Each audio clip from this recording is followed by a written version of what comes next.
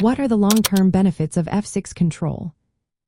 Have you ever wondered how controlling the f6 square can shape the outcome of a chess game?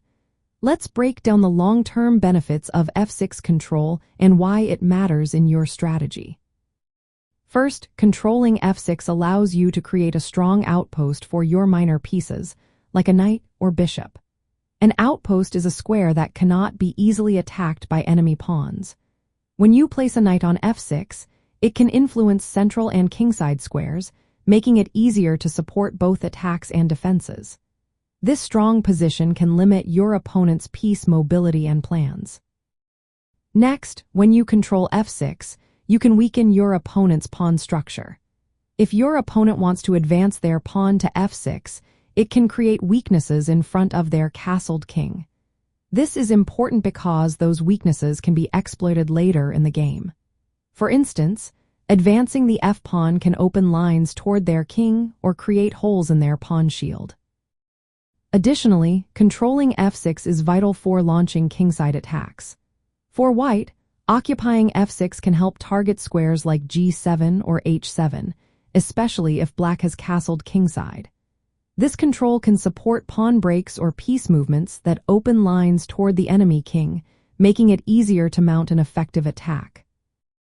Moreover, f6 is adjacent to central squares like e5 and d5.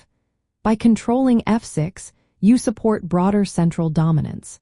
This can help you prepare for central pawn breaks or prevent your opponent from expanding in the center.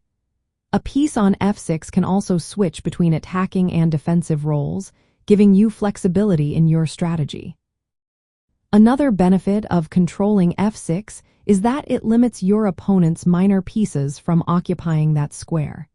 This restriction can reduce their tactical and strategic options, forcing them to look for less effective squares.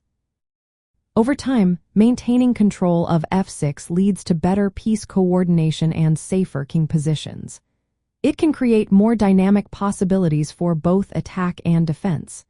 This often forces your opponent into passive or weakening moves, which you can capitalize on as the game progresses.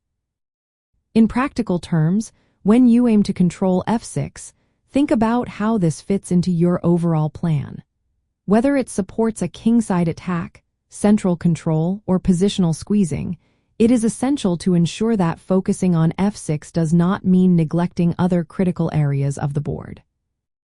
In summary, the long-term benefits of controlling f6 include creating a strong outpost, restricting your opponent's pawn and piece activity, enabling kingside attacks, supporting central control, and contributing to overall positional strength. By understanding these advantages, you can make more informed decisions in your chess games.